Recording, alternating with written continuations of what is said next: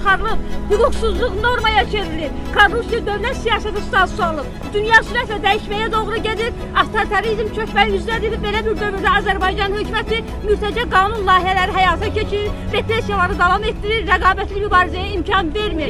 Azərbaycanı deyə oxuyum gedirəm, Azərbaycanda insan hüquq azadlıqları son qoyulsun.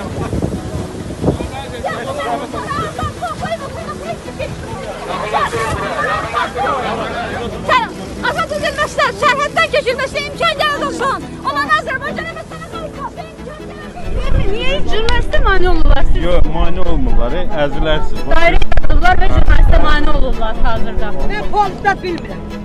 Eşitdin? Polis getdim.